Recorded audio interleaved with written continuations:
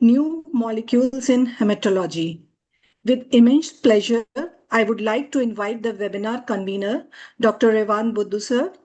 He is consultant hematology, hemato-oncology, and bone marrow transplant, Aster Hospital, Bangalore. For the welcome and introductory note, over to you, sir. Thank you, Pooja ma'am. A very good evening and a warm welcome to all the expert faculty and all the attendees for this insightful session. So coming to the topic, why did we name it Hemanova is, so what was a thing of which was in the beginning 5 years back, that is what we are practicing today. And all the topics what we have decided for today are all newer molecules which have rapidly changed the practice, how we deal with those particular conditions. Right, starting from supportive care, that is the first topic will be on chemotherapy-induced nausea and vomiting. Previously, we used to give a double drug or a triple drug or a quadruple drug depending upon the hematogenic potential of the molecule. However, that is no longer the norm with the availability of Akynzeo, both oral and IV preparations. It can be taken care of very well, which makes the quality of life of the patient as well as the treating oncologist very good. And then from there, we'll move on to the stamp experts. That's in that session we'll discuss, because in CML in the last 2 decades or last 3 decades, the discussion has always been around the tyrosine kinase inhibitors. But now we discuss about this new molecule called a stamp inhibitor, that is nothing but asciminib. Let us hear from the mouth of the experts how they are using it and how they are navigating the challenges in CML.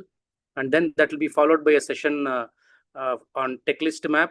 That too, earlier we used to discuss about teclistamab in later lines. Now we are going to discuss about in early relapse refractory multiple myeloma, followed by which there will be an insightful session on diffuse large B-cell lymphoma, one area where there is still a lot of improvement which is needed.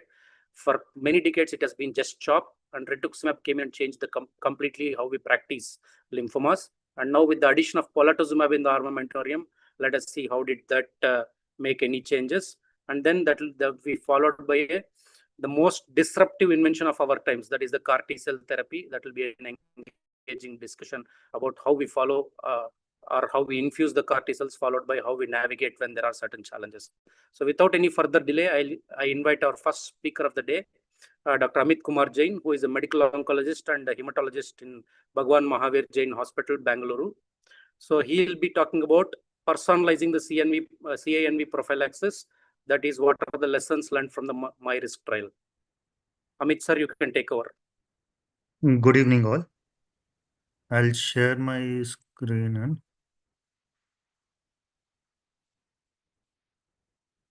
Yes, sir, you can share, please.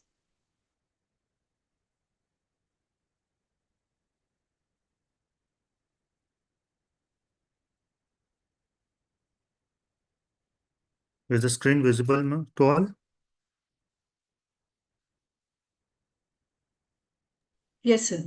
No. Good evening, everyone. Today I'll be speaking on personalized chemotherapy-induced nausea vomiting prophylaxis, especially in moderately hematogenic drugs or regimens. For highly hematogenic low hematogenic drugs, we have standard protocol, but in moderately hematogenic, there is a lacune for which my presentation will be today. There are various risk factors which guide towards chemotherapy-induced nausea and vomiting, not just the drug regimen. But the present day guidelines only speaks about the regimen what we are using. Patient-related factors are other factors are not taken into consideration. So some trials have come into picture which have considered these things, and future it might be part of the guidelines also. As we all know, in moderately hematogenic, the nausea and vomiting risk varies from 30 to 90%, which is a very huge range. And not one standard regimen is enough for all these patients. Antiemetic prophylaxis should be based on each individual personalized therapy based on the regimen, including patient-related factors, prior chemotherapy cycle experience, the malignancy which the patient has, and also if there is any concomitant treatment going on.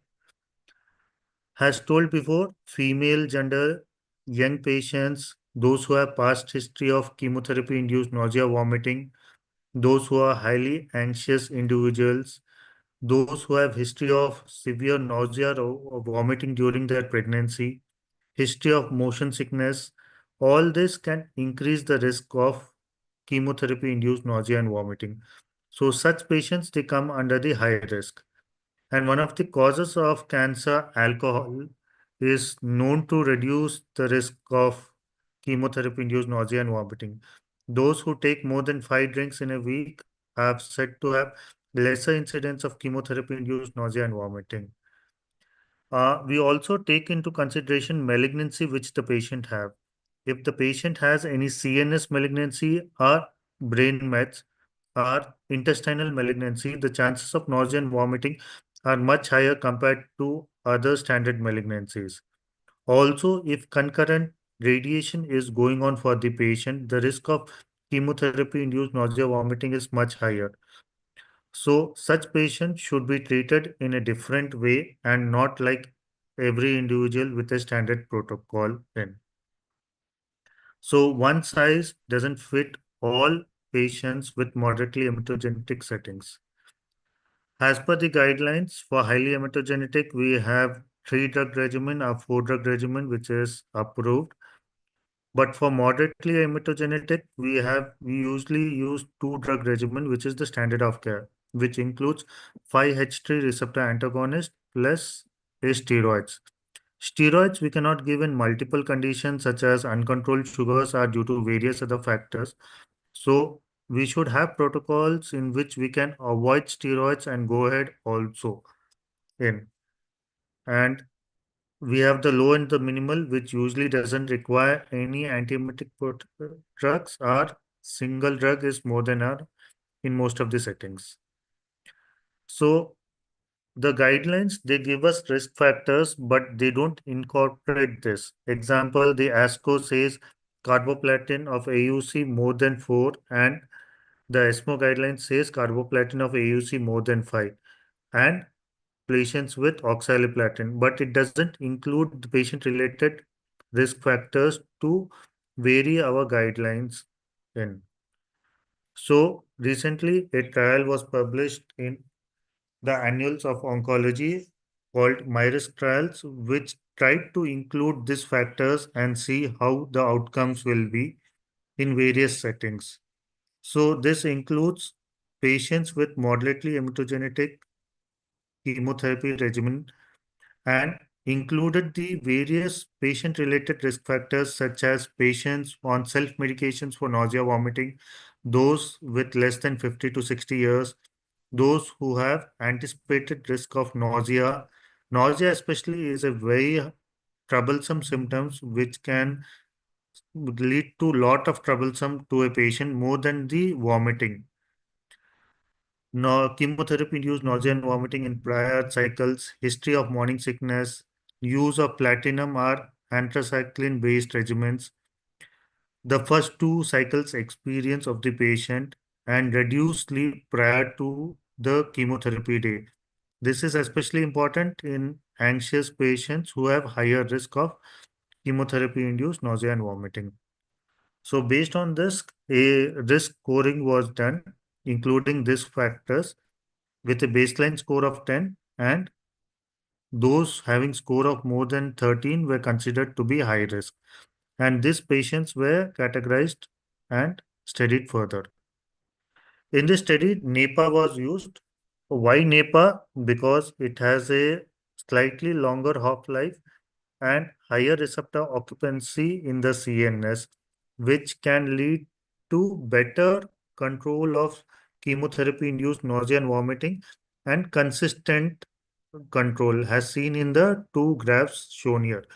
Compared to apretant IV or the oral regimen, Neupotent is showing a consistent performance and decline, unlike the log or the decline which is seen in the other 2 molecules.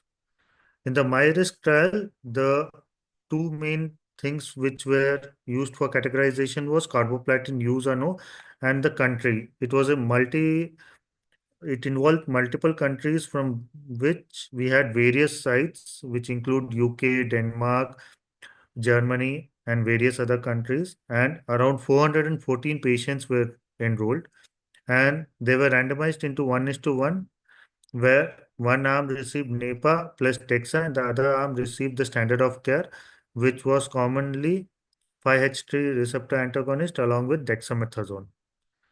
Here, the primary endpoint was complete response, that is, no vomiting and no rescue medication. This doesn't include nausea. And the secondary endpoints were divided in two parts, acute and delayed. Acute was in first 24 hours in the first day, and delayed was from the second day to the fifth day. And it was categorized into various other parts such as complete response, that is no nausea, vomiting or rescue medication, only nausea, only vomiting, no rescue medicines, and one important thing is quality of life of the patient, which can hamper the daily life scale of the patient. Because if somebody has nausea, the fluid intake and the nutrition of the patient is impaired a lot, and which can lead to side effects, especially in platinum group of drugs. The demographic part of both the groups were almost similar, with the baseline characters matching almost similarly. So coming to the primary endpoint of the study, the complete response, there was statistically significant better response in the NEPA group compared to the standard of care, and which was also statistically significant as seen in this graph. Coming to the secondary endpoints, in the secondary endpoints, the odds of achieving the complete response in acute and delayed phase were studied separately. The acute phase did not show statistically significant difference, but the delayed phase, that is from day 2 to day 5, showed a significant difference between the two groups. And here, NEPA, due to its constant and longer half-life and better binding, led to better results, and patient had a better quality of life due to this. And the other troublesome symptom of nausea, it was studied in the 3 cycles in both acute, delayed, and overall. Overall is first 5 days altogether. There was no much difference in the acute phase, but in the delayed and overall, the NEPA group fared was better in all 3 cycles among all the groups against the standard of care. And you see the subgroup analysis of the patient, the NEPA group fared well in all the symptoms in the delayed and overall group, but in the acute thing, in most of the things, it did not show any better response. And the most important, the quality of life of the patients, it was much better in the NEPA group, and especially with respect to nausea, which is very troublesome in most of the patients in. Coming to the safety profile was almost equal in both the groups, which is the standard of care and the NEPA, and there was no significant increase in the side effects or any other problems in. Coming to concluding the study, my presentation for today, NEPA is superior to the standard of care and should be considered in all patients who have any of the high risk factors, because once the patient develops nausea and vomiting, it can be troublesome, and the fear of nausea and vomiting can increase the risk of nausea and vomiting in the subsequent cycles. So, good protection against the nausea and vomiting from cycle 1, it is highly recommended in all patients with high risk features in. So this can make the life of the patient plus the doctor much easy, reducing the rates of dehydration, electrolyte imbalance, chemotherapy toxicities much lesser when given properly. Thank you all. Thank you, Dr. Amit, for the excellent talk, sir. Uh, Revan, sir. Puja, you invite. Thank you. Sir, Thank you, Amit sir. Thank you, sir. So we'll proceed with the next session without any further delay. I'll invite the moderator for the next session, Dr. Krishna Chaitanya, medical oncologist and hematologist at MNJ Institute of Oncology and Regional Cancer Center, Hyderabad. So this session will be on the STAMP inhibitor, asciminib. I would request sir to invite his panelists. Good evening, sir. Thanks so much for the opportunity. And I would like to invite my panel members, Dr. Rohan and Dr. Rajesh. And meanwhile, I'll share my screen.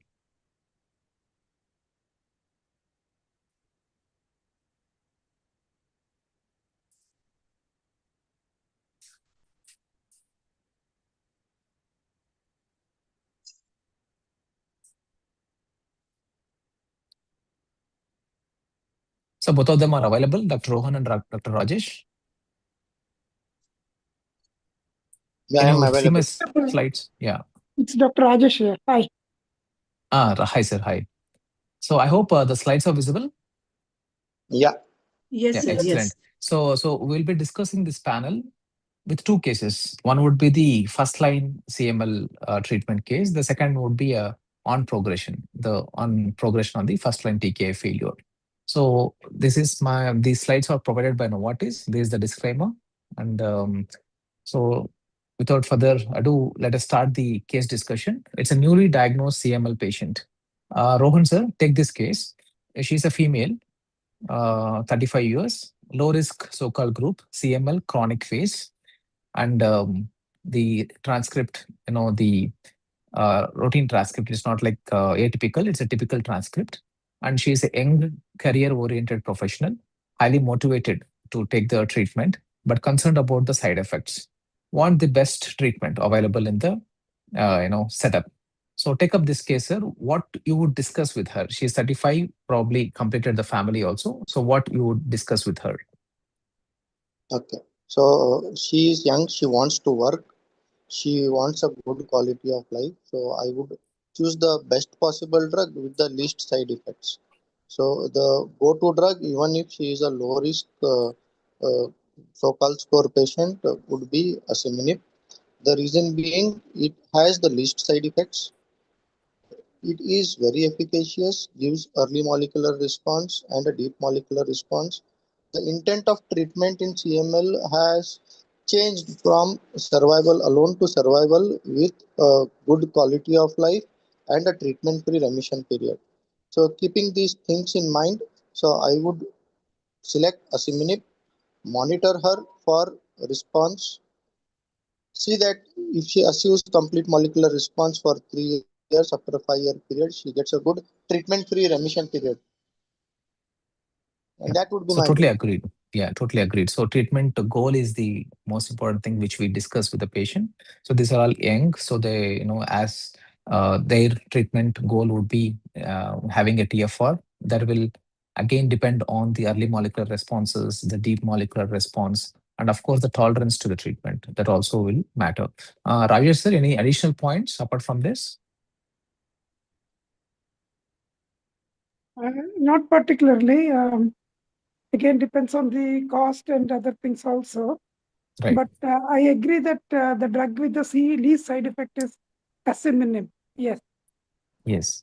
And So especially for a young patient who is keen to work, probably is a very good drug. right, sir. So based on the Rajesh sir, again take this question. This as for first study. So what do you think about this asciminib, the efficacy and the safety profile? Um, I mean, the safety and tolerability are good. I should confess that I have not used the drug, but from what I've seen in the literature, as well as um, heard in the conferences, the side effects are quite less. So that is quite good. I mean, saying that with the standard TKI also, it's not a lot of side effects. So most patients do tolerate. But I think given that this is a working person who is keen to work and who does not want to take any days off, this would be a very good choice. Right. So we'll see the data what we have. So this is the efficacy data. on the MMR at 1 year and DMR at 2 years with our available drugs, the first line and the second line drugs. You can see the MMR at 1 year compared to imatinib, the second line would be almost like double, so 30 versus 50. And deep molecular response, MR4 at 2 years, it will be 20 versus 40. And 4.5 will be 10 versus 20. So this will be like almost similar with the other drugs also. So the second generation drugs have shown benefit in achieving the MMR, better MMR, and the deeper molecular responses. And hence, most of the times we prefer second generation TKI, especially if they have an intermediate and the high risk features. And the data what we have, even at 5 years, only 70% of them will be achieving the deep molecular response. This is the data what we have till now with the first generation and the second generation.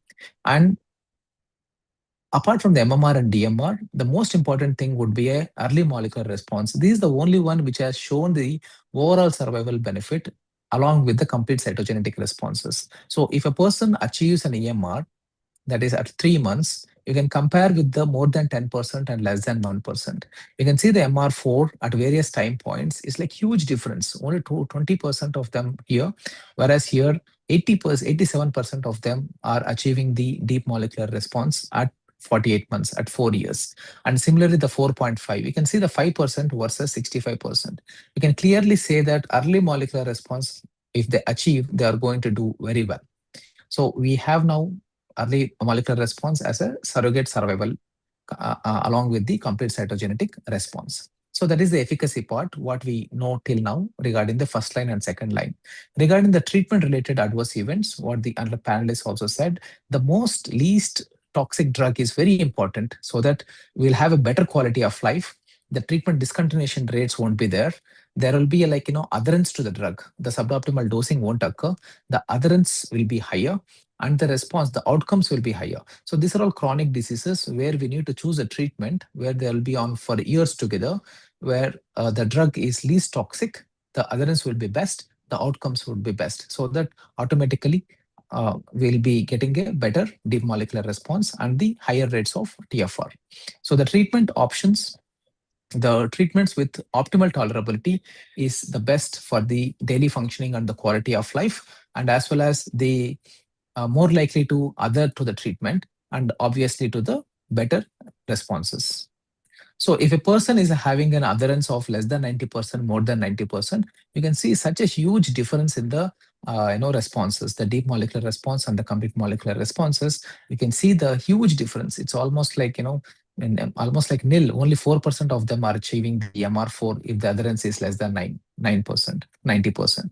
So 6-year probability of achieving an MMR or the deep molecular response is totally different between the people who are having more than 90 or less than 90. So how do you judge these? How do you get to know these, the side effect profile of the drugs? So ATP competent TKIs, that is both the first line and the second line, ATP competitive TKIs, they have more of the off-target side effects. You can see the off-target side effect for the dasatinib. It's apart from the ABL side, you have multiple other TKI sites, and hence we have a lot of side effects. You can see the podatinib, bosutinib. So these are all like more toxic compared to the imatinib, but imatinib, the efficacy is lower compared to your second generation TKIs that we all know.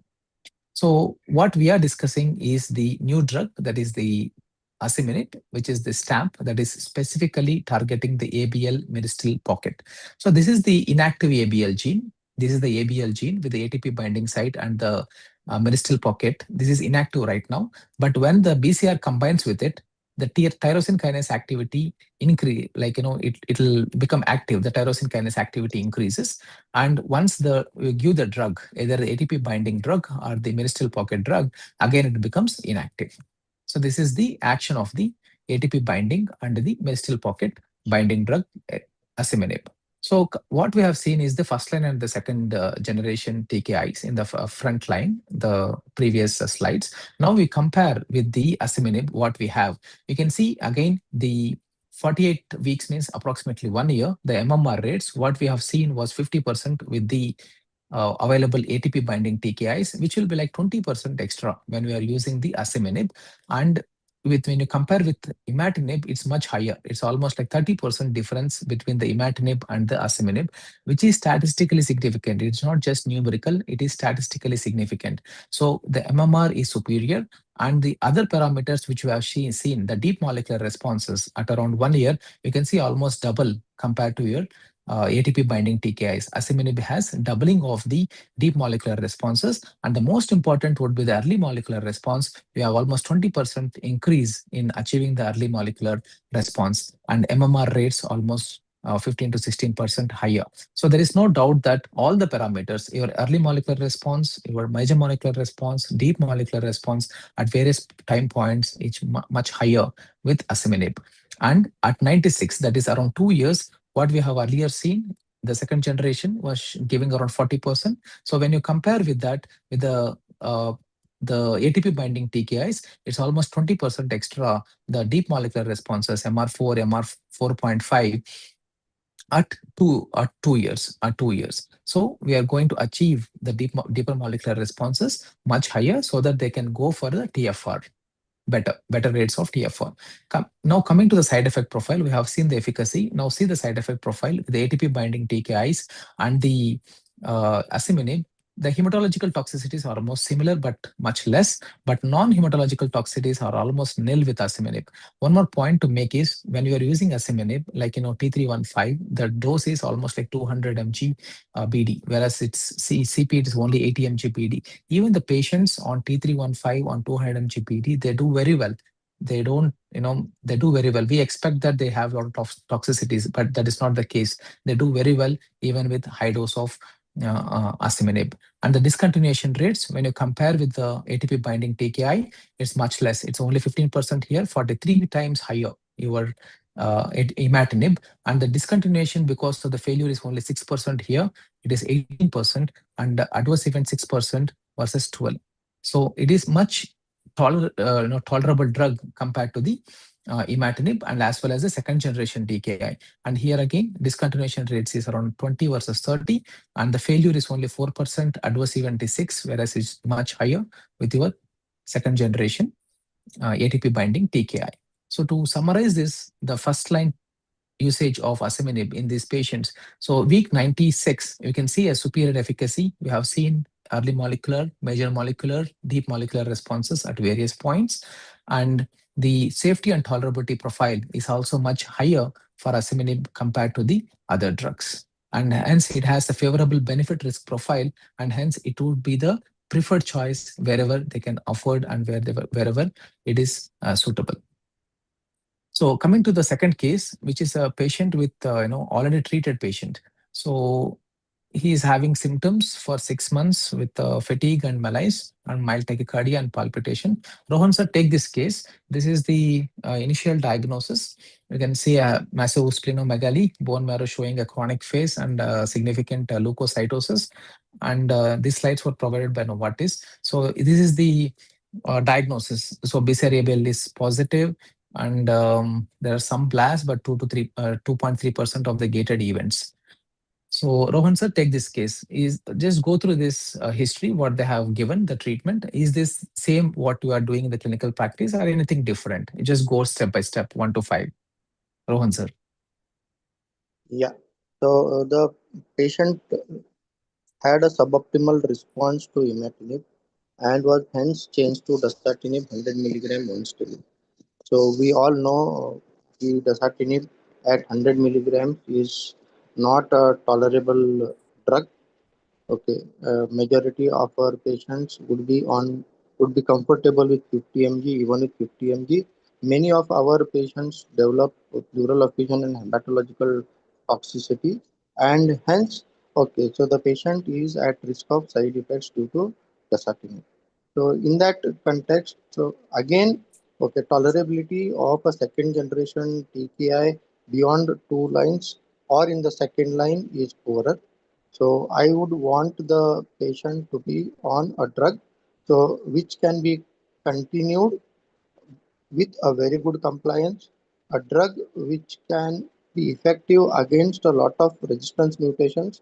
We know that T315I is the gatekeeper mutation, and which happens in 15 to 25% of our patients and is the cause for resistance in CML. Okay, so in that So context, this the third I, point. Third point I want to just ask you. So generally, yeah, do we do anything at 9 months? They are saying that lack of complete cytogenetic response. Generally, we don't change at this point of time. Like MMR, we wait till 12 months. Less than 1%, maybe a warning. Maybe we'll just wait and watch. So immediate switch. Do we do in your practice before 1 year if they don't achieve actually, MMR? yeah, if you look at literature, so the earliest change can be at 3 months if there is a suboptimal response.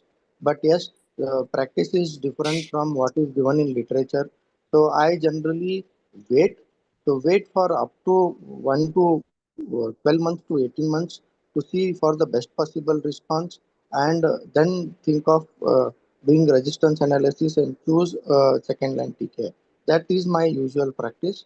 But yes, given a choice, if the patient affords everything and if the patient is compliant, so I would choose the best possible drug in the event of suboptimal response. Right. So, and Rajesh sir, what do you think about this treatment cycling with second generation TKIs? What is its impact on the survival? I mean, generally, that is what we were doing traditionally. If the response was suboptimal at 3 months, or if they have not attained MMR at 1 year, we would change to second generation TKI. Now, of course, I would look at the mutation landscape and also see if the response was suboptimal. Significant number of patients do respond to second line TKI. So I would not say that the survival is poor, but uh, it is again, I cannot call it fantastic, because again there will be quite a significant number of patients also may end up getting changed to another drug line, third line, and again most of the driving thing is the presence of mutation. So one could consider an alternative agent like asciminib if possible, but Right. yeah. Yeah, right. So let us see what does the literature say. So there is a high chances of failure with imatinib, but the chances are less with second generation TKI in the first line treatment. But when you go beyond the imatinib, you go to the second generation TKI, 50% of them will fail. If you go to the third generation, third line, 70%. So overall 12%. So it is 30% in that 50% means around 15% in that 75% means it will be around 12%. So overall 12% ultimate failure in the patients. When you use the second generation in the first line, you see around 15% of the failures. Then you switch to the second generation again, ATP binding TKI. Again, there will be 60% of the failures. Finally, there will be around 6% of the total failure rates. So there is a very high unmet need with each line of treatment. When they progress from one line to other line, there is a high chance of failure, high chance of not getting an optimal response when you are doing the TKI cycling. When you're doing this, maybe a second line, as Rajesh sir said, maybe some people might respond, but when you go to the third line, the responses are much lower. You can't even get, hardly any decimal number of patients will be going to a MMR or a CCYR. So using the second generation TKI after 2 lines, usually not durable. The responses are not good and they are not durable. And the survival, when you come to the survival, this is a normal first line who are on first line for a longer period of time, they have a very good survival. But where they're on the second or third line, you can see the survivals, they are like again falling drastically. So the 8-year overall survival rate who went for more than 2 or 3 lines of therapy are significantly lower, and only 20% of the patients having the long-term benefits. You can see the curve. It's only 20% of the people who are having the long-term benefits after the administration of third TKI, after the imatinib and the second generation second TKI failure. So the TKI failure also, first of all, it is not going to give a durable responses. The survival is lower, and as well as the development of the mutations. You can find about 50% of them developing the BCR-ABL kinase domain mutations, and out of them, the T315 would be the maximum one, and it increases the chance of getting the T315 increases as the lines of treatment increases. And we know that once the patient lands up in T315, we hardly have any treatment options apart from asciminib and ponatinib. And the overall survival for this T315 is hardly at 5 years, nothing. It's very decimal compared to the normal population. So it's a very bad mutation, and as well as the treatment outcomes, the options are also much less. So in general practice, what happens? Most of the people, the shift, the intolerance is the most common reason for treatment discontinuation, not the treatment failure. As Dr. Rajesh sir was saying, most of them will respond to the first line treatment. Even the second line treatment also they respond. But the treatment intolerance, the discontinuation rates is mostly because of the intolerance. And the second cause is the failure rate. You can see the intolerance, the discontinuation rates with various ATP binding TKIs almost reaching 20 to 30%. So there the asciminib scores well because it is a well-tolerated drug. Tolerance is higher, so the discontinuation rates are much lower. So unlike ATP binding TKIs, the stamp has a very specific point. It doesn't have off targets, so the side effects are much less. And you can see the cumulative incidence of this is the response rates in the second line, what we're discussing in the second line case. When you compare to the second line ATP binding TKI, that is the bosutinib, this is based on the assembled trial. The asciminib has a higher responses of your MMR rates at various endpoints. You can say take around 90 at 96 weeks or 2 years, you can see almost doubling of your MMR rates. And the deep molecular responses are also doubled compared to your treatment of choice of second line, that is bosutinib. And the safety, coming to the safety analysis, you can see the difference between both of them. It's a huge difference between the bosutinib and the asciminib. The side effects are much less with asciminib, even when you are using it in the second line.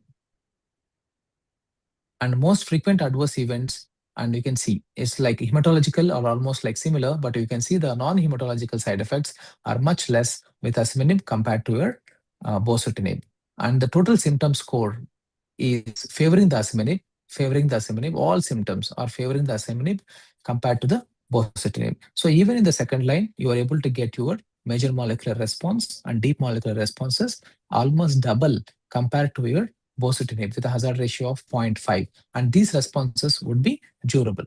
So this is the assembled trial where the after failure of 1 or 2 lines of TKIs, compared to your treatment of choice of second generation TKI bosutinib, the asciminib has scored both in the efficacy and the safety tolerability profile, both in the major molecular response, deep molecular responses, and as well as the efficacy, the safety profile. So both in the first line and second line, what we have seen is based on the AS4 first study and the assembled study, the efficacy rates, that is in the first line, your early molecular response, major, deep molecular responses, and hence the TFR rates are much higher with asciminib. And the safety profile is also better for the asciminib. In the second line, it's almost given double responses, higher responses to your the treatment of choice of bosutinib and with a good safety and tolerability profile. So from first line, even in the resistant patient, asciminib would be the preferred choice wherever it's easily, it can be given. Of course, the financial issues will be there, but this is the only drug which is being again approved for your T315 mutation apart from ponatinib. We know that ponatinib can't be tolerated with the full dose, and asciminib, even the full dose of like, in T315 200 mg BD can be tolerated well. So, on contrary to our thoughts that, maybe a higher dose they may not tolerate, but no, 200 mg BD also can be tolerated very well. Then 80 mg will be easily tolerated. So it's a very good drug with a good efficacy and the safety profile. So with this, I would like to end, and I'll ask my panelists, Dr. Rohan and Rajesh, to give the final, comments on this.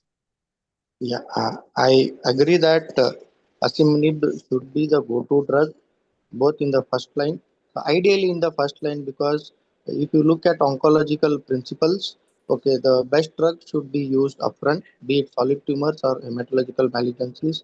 If not used in the first line, okay, at least in the second line, because it's a drug which is very efficacious, better tolerated, and many of our patients would be compliant on a better tolerated drug. The only issue is the cost.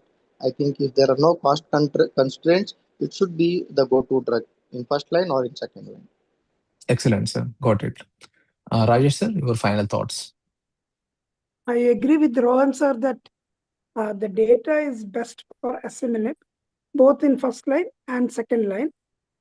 However, given the cost constraints, we would probably continue to use TKI as first line at this point. But there is absolutely no doubt that asciminib would be the best drug for the second line, given the depth of response as well as overwhelming evidence. Great, Thank you. great. Excellent. Thank you. And I thank Revan sir for the opportunity, and we'll end the panel discussion here. Thank you. Thank you. Thank you very much, Krishna Chaitanya sir. So that was a very engaging discussion and very great inputs from the other faculty as well. But I have a couple of questions. But before that, so when I was naming this session as Hemanova, so I was thinking about what name to be given to this. And Rohan sir's closing statement is a justification of that. Why? Because imatinib, Novartis company was given the Discovery of the Decade in Pharmacology Award for imatinib in the year 2016. Though the molecule came in 2002, 2016 is the year when they received this Discovery of the Decade award, the Prix Gallienne Award for the international discovery. So in 2026, now we are discussing imatinib is no longer in the picture. So that is how rapidly or how newer drugs are coming into the field of hemato-oncology. That's very rapidly evolving. That is why that statement, now we are thinking of asciminib not in the 2 TK intolerant or progression group. We are already discussing about asciminib in the first line. So that is how rapidly the field is changing. My question is, so are there anybody still using, if not for the cost constraints, are there anybody still using imatinib in the era of TFR for newly diagnosed patients? No, we can't say for TFR. Whenever your goal is TFR, I think it's always better to go ahead with the second generation TKIs because the responses are faster and deeper. So the treatment goal is most important. If the patient is elderly, where your treatment goal is not TFR, it's just the survival and quality of life, then you can give imatinib. See, earlier, maybe 5 years back, we didn't have even a generic second generation TKIs, ATP binding. So now we have generic molecules available. All of them are available, like nilotinib, dasatinib, everything is available now. Maybe if the goal is TFR, I think we should go ahead with the second generation TKI. If you are planning the treatment now, if already a patient is on imatinib for 5 to 8 years, sometime it was started, now the good response, definitely we can think about the TFR. But we are prospectively deciding on the TFR, it's always better to go ahead with the second generation TKIs based on the comorbidity profile of the patient, and if preferred, the asciminib STAMP inhibitor. Yes. Thank you. Thank you very much, sir. The second question is, if a person is 2 TKI intolerant or has progressed on 2 TKIs and he is a relatively young and fit patient who is somewhere in his mid-40s, are everybody okay with continuing asciminib for the rest of the life because TFR is no longer an option? Or are you people considering BMT at that point in time? Yeah, again, see, just because we don't have data. So now the data is coming up even once they fail on first TFR. Even achieving a second TFR is also now the data is coming up. You can again re-challenge for the TFR second time also, even if they fail on the first time TFR. So now, if they are intolerant, it's not the disease failure. It is just the intolerant to the drug because the drugs are toxic for that person. Maybe we are giving a third line with asciminib. If you are able to achieve a good deep molecular response, there is we can't totally deny the patient or giving an option of TFR. So BMT is an option, but maybe I would even think about TFR in this case because they were just intolerant. The disease was not bad. It's not an aggressive disease. It's not a bad disease. Maybe they would tolerate asciminib well, give their medication for 4 to 5 years, let them go in their deep molecular response for a long time, at least like 2 years. Then you give them a TFR option. There is nothing wrong in that. It's because we don't have data. It's like, very rare cases we see this. So we don't get data on this. It's to case based decisions we have to make after the discussion with the patient. Excellent, sir. Exactly my point. Maybe in 5 years, we might be discussing TFR while on patients on asciminib as well. So anybody else would like to comment, sir? Rohan sir or Rajesh Krishna sir? I agree with the comments. So in phase, we will look at the FR with the asciminib, and very promising. Thank you.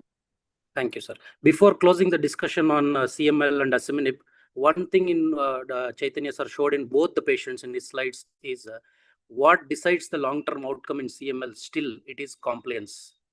So that is something which we have to take home from this. In both the cases he showed, compliance is something which is going to decide the long-term outcome of the patients. So without any further delay, from leukemia, we'll move on to myeloma. I would like to invite the next speaker, Dr. Arshad Raja, who is a consultant hematologist, hemato-oncologist, and bone marrow transplant physician, works at Kaveri Hospital, Chennai, to deliver his talk on teclistamab in early relapse refractory multiple myeloma, which is again a game changer and has a transformative evidence which has changed the practice rapidly. Arshad sir. Yes, thank you, Dr. Rehan, for this beautiful talk on asciminib as well as the prior CANV management.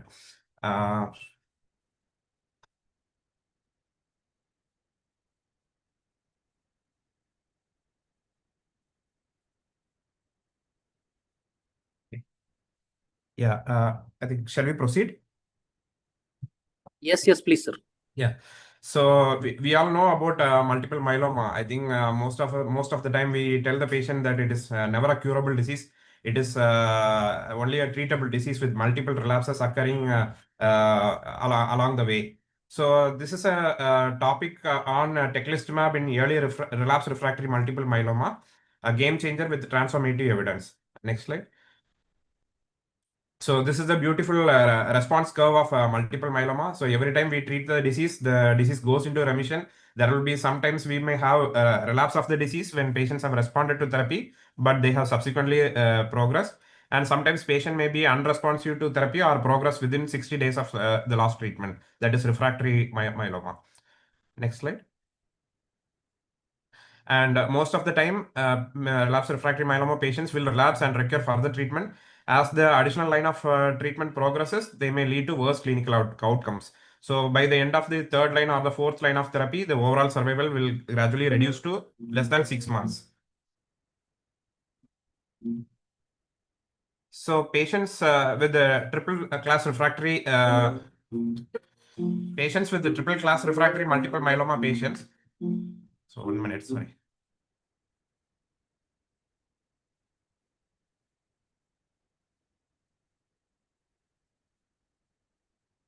Just a minute.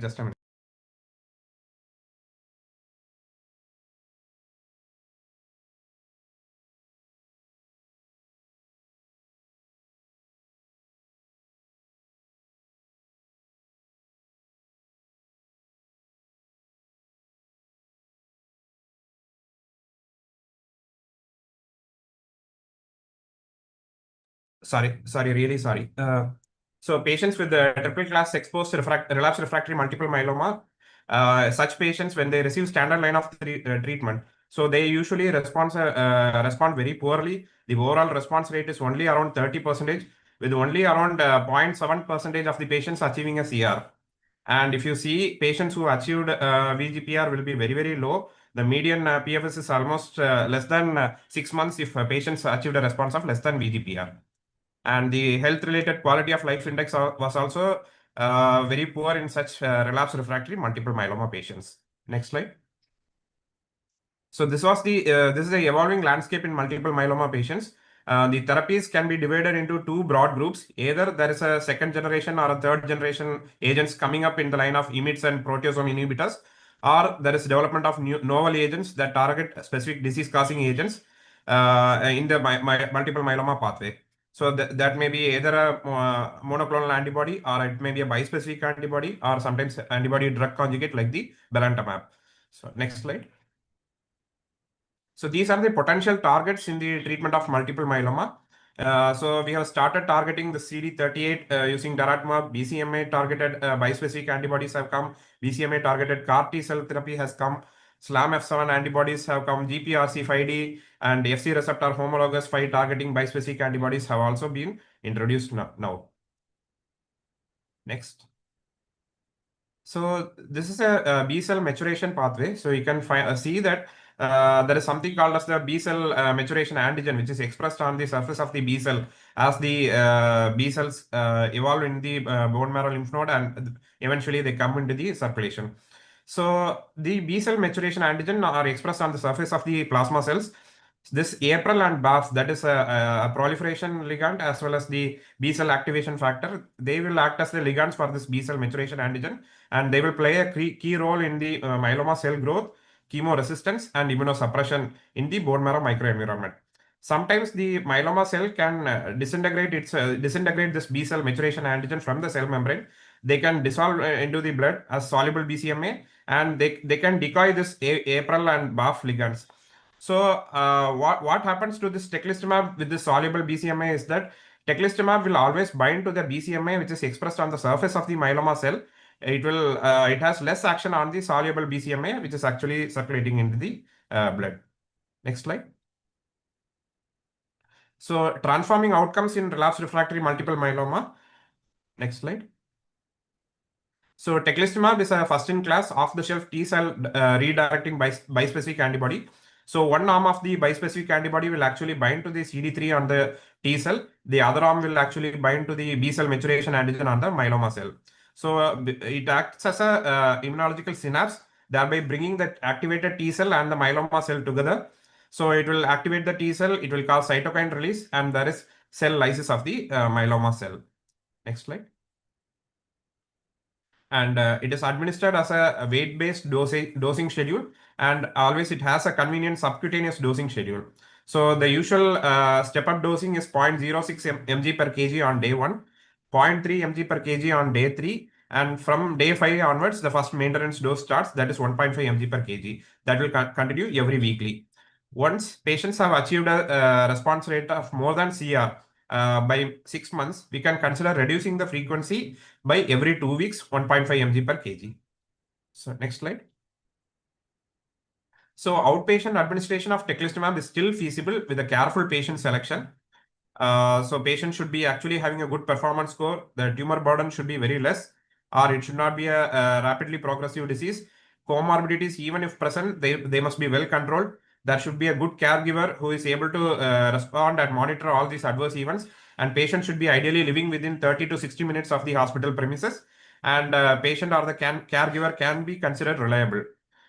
And our hospital should have sufficient infrastructure preparation for managing all these adverse events of bispecific antibodies. Next slide. This is almost the same repetition of the same previous slide. So outpatient step-up dosing is still feasible and safe, and it improves patient convenience and quality of life and helps us to relieve hospital resources. Next slide. Teclistamab, how to restart after prolonged treatment interruption? That becomes a serious doubt whenever we stop the drug due to any infection or any other side effect like the CRS or ICANS. So the teclistamab prescribing information gives us this treatment interruption schedule.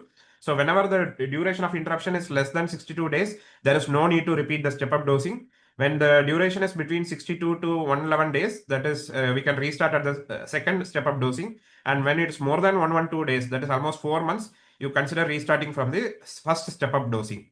So dosing interruptions between day 62 to 111 have resulted in teclistamab serum concentration remaining between the trough levels of step-up dosing 1 to 2. Thereby, we need not restart from the step-up dosing 1 every time. We can consider restarting from the step-up dosing 2 itself. Next slide. So this is just a conclusion or a summary of the first 10 slides. That is, teclistamab is a bispecific antibody which is specifically targeting the BCMA on the malignant plasma cells. It has a personalized weight-based dosing schedule. We have to always consider using the step-up dosing schedule. It should be followed. It's administered by subcutaneous routes. It can be restarted after prolonged treatment interruption with minimal risk of CRS. In patients who have achieved a CR response by the end of 6 months, we can consider reducing the dosing frequency by every 2 weekly. Nowadays, there are recent trials also going on with the dosing of almost 3 mg per kg every monthly. That is not yet approved. Next slide. So this is the Majestic 1 trial, which led to the approval of the teclistamab. So treatment with teclistamab demonstrated overall response rate of around 63%. The patients who achieved more than VGPR was around 60%, with the more than CR response was around 46%. So the median duration of response was not reached. Even at a follow-up of around 2.5 years, the median PFS and median OS was not reached in patients who had a response of more than CR. Next slide. And again, when data from 3 clinical trial cohorts were pooled, that is Majestic 1 trial, Majestic 1 Chinese cohort, and phase 2 Japanese study. Again, the overall response was almost similar to the Majestic 1 data.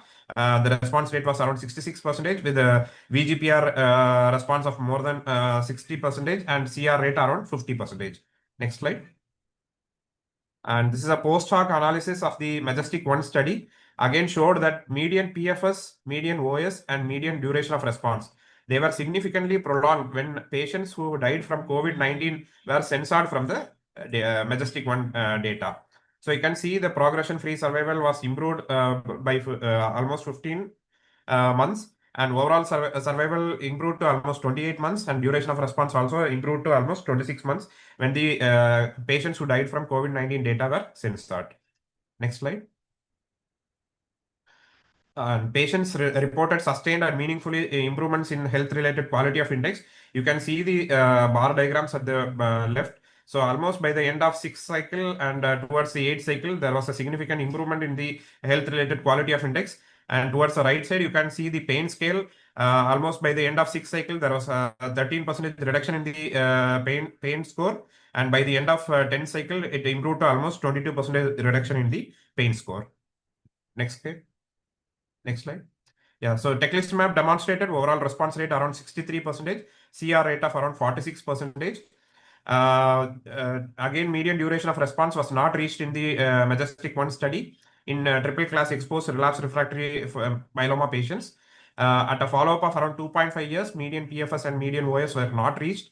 Even with the extended cohort of around 217 patients, it still showed an overall response around the same thing as the Majestic 1 trial. Post hoc analysis showed that median PFS, OS, and duration of response were prolonged when patients who died from COVID-19 were censored. And there was a significant improvement in the health-related quality of index as well as the pain scale when patients were put on teclistamab. Next slide. So these are the results from the locomotion study, which highlighted that patients who are triple class exposed relapsed refractory myeloma patients, they had almost 2.3 times more likely probability to respond to treatment when they were treated with teclistamab, and lesser chance of responding to treatment when they were treated with other standard lines of therapy. Again, the median duration of response and median PFS also favored the teclistamab treatment in such triple class exposed relapsed refractory myeloma patients. Next slide. So this is again a pooled analysis from locomotion and moment studies, where we can see the median PFS was almost tripled, median overall survival was almost doubled, and median duration of response was almost tripled when teclistamab versus real world treatment choices were compared in triple class exposed relapsed refractory myeloma patients. Next slide. So this is again the summary of the next 10 slides. Teclistamab demonstrated substantial efficacy. Results from the locomotion study demonstrated that triple class exposed patients were 2.3 times more likely to reach overall response rate and had significant improvements in duration of response and PFS with teclistamab. Pooled analysis demonstrated that median PFS, median OS, and duration of response were almost 2 to 3 times longer when compared with the real world treatment choices. Next slide. So this is again choosing the subgroup analysis. So patients with high-risk features, especially pentadrug refractory patients, high-risk cytogenetic patients, and patients who are more than 75 years, they still had a meaningful response, that is around 50 to 60% overall response rate compared to those in the overall population. You can see among this subgroup analysis, only patients who had extramedullary disease as well as ISS stage 3 patients, only they had a response rate of around 35%, but still even in such population also, CR rates were still possible with around 15%. Yeah, next slide. So in heavily pre-treated patients with prior exposure to BCMA targeted therapies, that is either they had received some kind of a CAR T So even in such patients, teclistamab showed promising overall response rate, PFS and OS responses. You can see the overall response rate was around 52%. Median PFS was around 4.5 months, and overall survival was around 15.5 months. The safety profile was also comparable to those patients who did not have any prior exposure to BCMA targeted therapies. Next slide. Again, in Majestic 1 study, the efficacy was increased whenever teclistamab was introduced in earlier lines of treatment compared to those who received teclistamab in later lines of treatment. We can see when they received less than 3 prior lines of therapy, the overall response rate was around 75%. And whenever they received in the later lines of therapy, the overall response rate reduced to almost 60%. And median PFS was also around 18% in earlier lines of treatment compared to 9 months in later treatment. Next slide. So in Majestic 1 trial, we have already seen patients with high-risk features, that is, patients who are penta-drug refractory, high-risk cytogenetics, and patients who had more than 75 years of age. They had a response rate which was almost comparable to that of the overall population. Heavily pre-treated patients with prior exposure to BCMA targeted therapies also showed a promising overall response rate, PFS and OS. Responses occurred early and deepened over time. In Majestic 1 trial, the efficacy was increased whenever teclistamab was introduced in earlier lines of treatment compared to those in the later lines of treatment. Next slide. So this is the real world evidence across Europe and US. Again, we can see the overall response rate was somewhere around 60 to 65%. Next slide. This is a it's actually a multi-country non-interventional retrospective study of teclistamab outside of clinical trials. You can still see the overall response rate was around 60%. Almost 26% of the patients achieving a response rate of more than CR. Patients achieving more than VGPR response with teclistamab had a significantly improved duration of response as well as a significantly improved PFS than comparing with patients who had a less than VGPR response. Next slide. This is again the realistic data by high-risk subgroup analysis, that is pentaclass refractory, high-risk cytogenetic features, and elderly patients more than 75 years. Even in ISS stage 2 to 3, all patients had an overall response rate of around 65%. Next slide.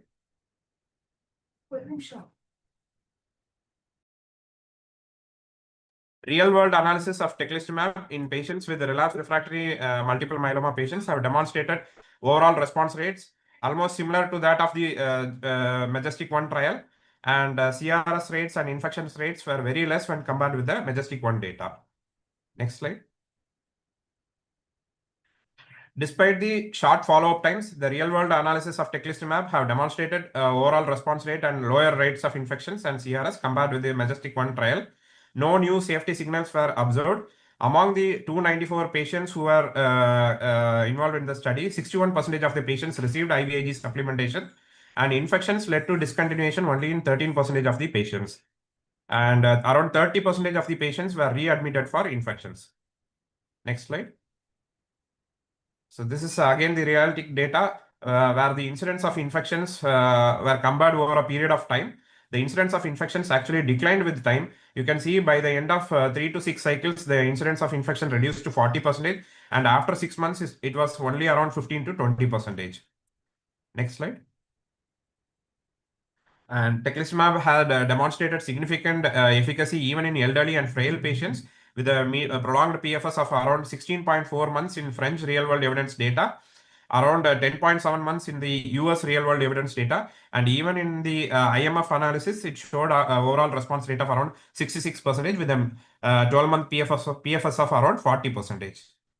Next slide.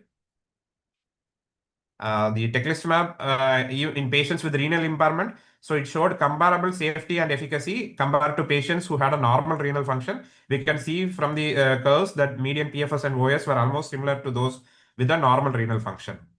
Next slide. So this is again outpatient administration of teclistamab was followed in several other centers all over the world, whether it is Mayo Clinic in USA, Belgium, or Emory in Atlanta, and even in France. Next slide. So growing real-world evidence across Europe and US, they demonstrated deep responses in patients with relapsed refractory myeloma. The overall response rate was somewhere around 55 to 60%. Although the clinical trial populations were not representative of the real world population, mostly because these real world population, they have more comorbidities and they were usually less fit. However, their overall response rate were very similar to the Majestic 1 trial data, and they had a lesser side effect profile when compared to the Majestic 1 data. And teclistamab demonstrated very robust real world efficacy data even in elderly and frail patients more than 75 years of age. It had almost comparable efficacy and safety in patients with renal impairment, and outpatient administration of teclistamab can be feasible with careful patient selection and close at-home monitoring. Next slide. So this is a summary. So teclistamab is the first approved bispecific antibody, a response rate of around 60%, CR rate of around 45%. It has a predictable and manageable safety profile, a lower rate of discontinuation, and there is growing real-world evidence data. Next slide. So mainly this is focusing on the safety recommendations. Next slide. So with 2.5 years of follow-up, teclistamab remains well tolerated and the rate of discontinuations remain very, very low. So adverse events leading to dose reduction or discontinuation were almost around 1 to 5%. The most common side effect of the drug is mainly due to cytopenia, CRS, and infections. So even in the cytopenia, infections, and CRS, if you see the incidence of grade 3 or 4 CRS was very, very minimal. It was around less than 5%. And infections were usually around 78%, grade 1 or any grade, and only around 50% of the patients were having grade 3 or 4 infections. Cytopenia was quite common. Always be very careful about cytopenias. Yeah. Next slide. So CRS events were quite predictable and manageable. Mostly they were mild in severity. And these CRS events were very much reduced by the use of prophylactic tocilizumab. You can see the bar diagram almost when there was no prophylactic tocilizumab, there was a 72% incidence of CRS, which was reduced to almost 25% with the use of prophylactic tocilizumab. Next slide. So, and this is a phase 2 OPTEC study which demonstrated that prophylactic tocilizumab prior to the first step-up dosing of teclistamab may actually minimize the risk of CRS in the outpatient setting. Out of 16 patients, only one patient experienced a grade 1 CRS that was also managed with dexamethasone in this phase 2 OPTEC study. One patient required hospitalization due to treatment-related delirium with febrile neutropenia. Next slide. So CRS is highly predictable. Patients should be closely monitored. Any sign of CRS should be evaluated immediately for early intervention. Always have a differential diagnosis of infection and other disorders. We have to have a detailed medical history, physical examination, look for any signs of infection, any abscess or any kind of enterocolitis, chest infection. Always look for the counts, comprehensive metabolic panels, including inflammatory markers and coagulation tests will give us an idea in differentiating between infective as well as the CRS. Patients should be closely monitored after each step-up dosing, and they should be hospitalized in a specialized outpatient unit or remotely near the hospital. Next slide. So any severe CRS might require ICU support and ventilatory supports. Always consider step-up dosing. So if bispecific antibody therapy has been interrupted for more than 4 weeks, consider restarting with the step-up dosing. And always consider using the prophylactic tocilizumab if you are worried too much about the CRS. Next slide. So grade 1 or 2 CRS, it is mostly managed with the tocilizumab. Consider tocilizumab even with the first spike of fever. So the dose of tocilizumab is 8 mg per kg, and grade 3 or 4 CRS events, consider adding dexamethasone to tocilizumab, dexa 10 mg every 6th hourly. And even if it is very severe, we can even consider anankira. Next slide. So coming to the neurological side effects, that is neurotoxic events occurred in almost 14.5% of the patients, with ICANS event occurring in only 3% of the patients. Next slide. So again, we have to always consider differential diagnosis when a patient presents with any kind of a neurological side effect. We have to rule out toxic, metabolic, or infectious encephalopathy. We have to rule out clinical and subclinical seizures. Any structural lesions such as hemorrhagic or ischemic stroke has to be ruled out, and always rule out tumor progression within the CNS also. So always perform eye scoring system as well as neurological assessment at baseline and at least twice daily. Next slide. grade 1 or 2 ICANS events, we can consider using early dexamethasone. We can use dexamethasone 10 mg BD.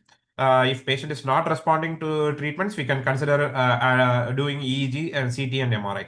If there is a grade 3 or 4 ICANS, can consider increasing the dose of dexamethasone to 10 mg every 6th hourly.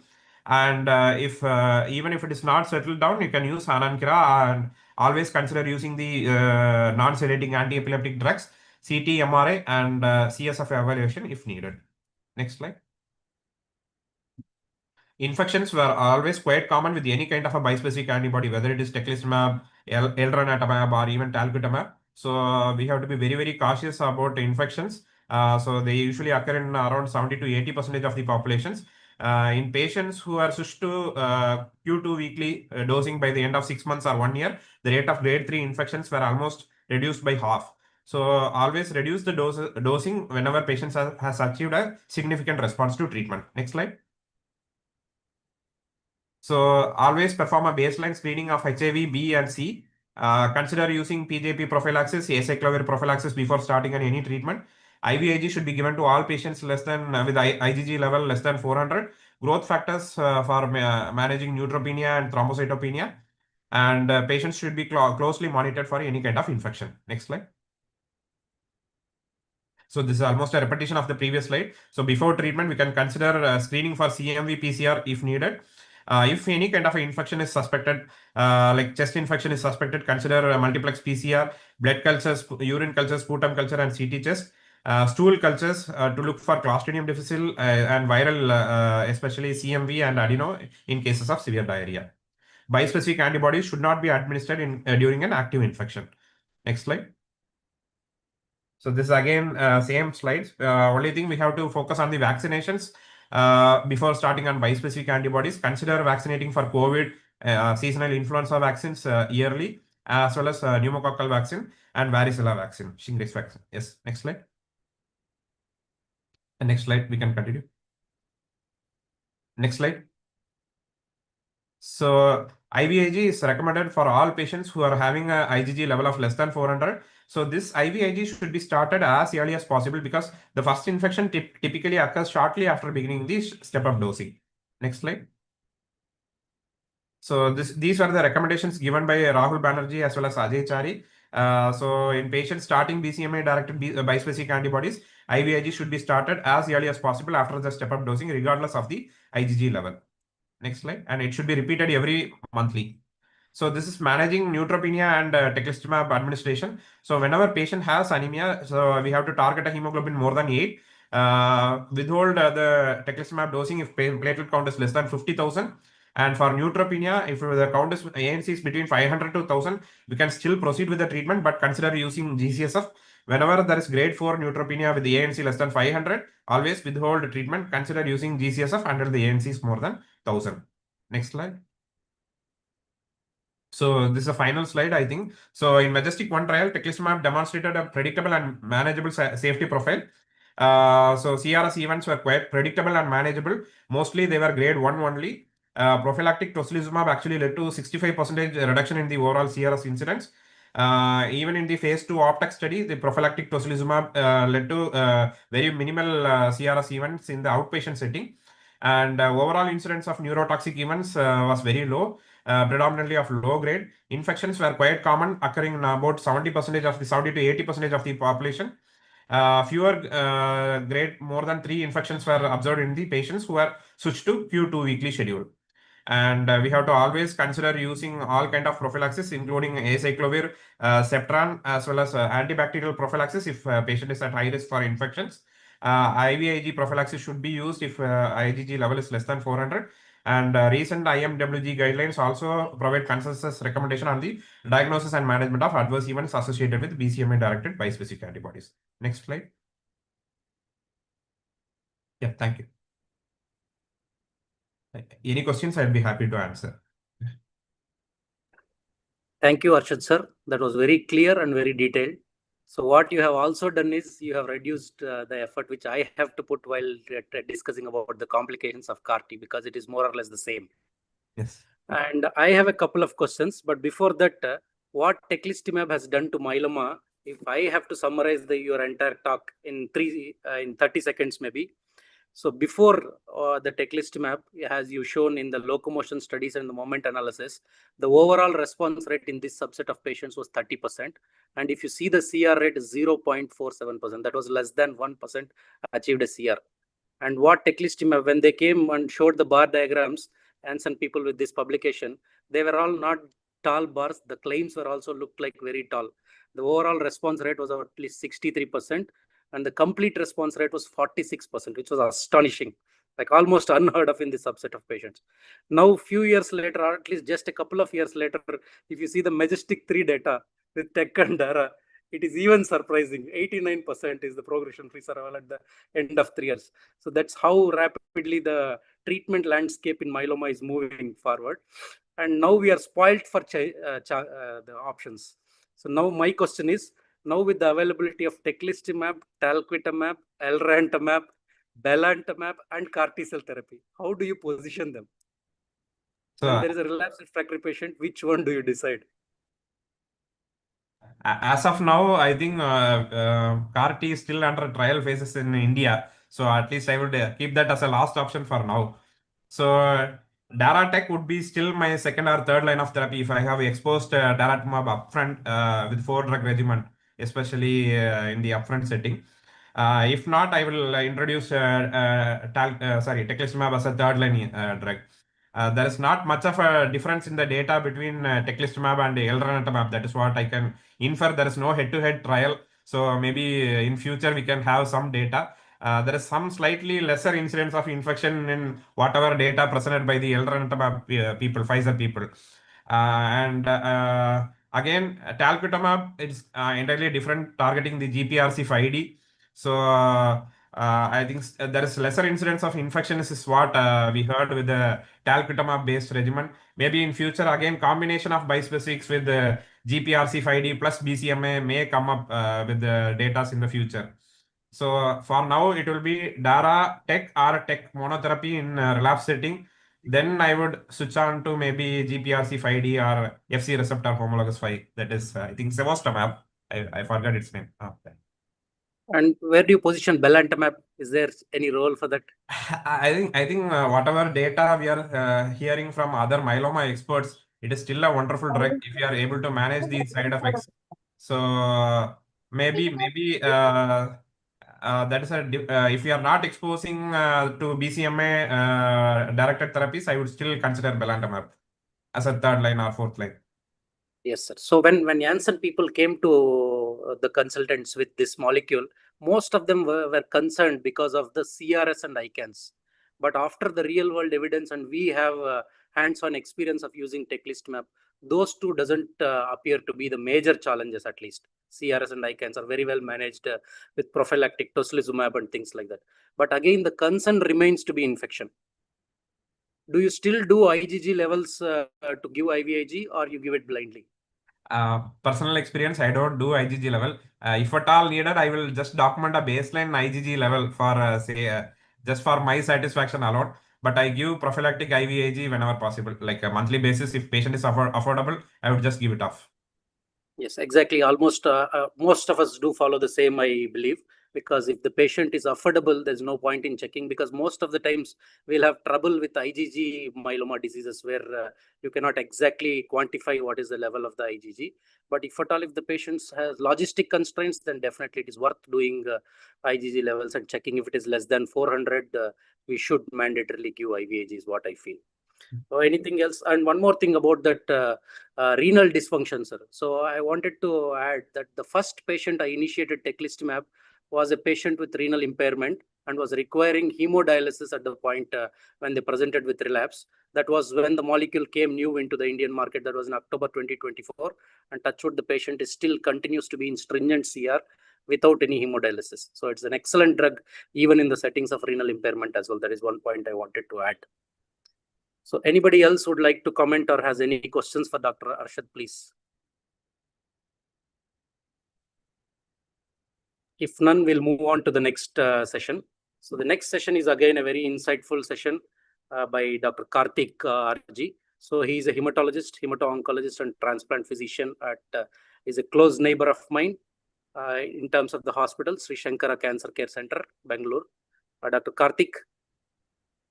And his topic is on polatuzumab and changing the paradigm of treatment in diffuse large B-cell lymphoma. Please, Karthik. Yeah. So at the outset, I would like to thank Dr. Revant and Roche Pharmaceuticals for arranging this session and giving me this opportunity. So my topic will be on DLBCL and its management with polatuzumab vedotin. So can somebody switch on my slides? Sir, I'm sharing. Yeah.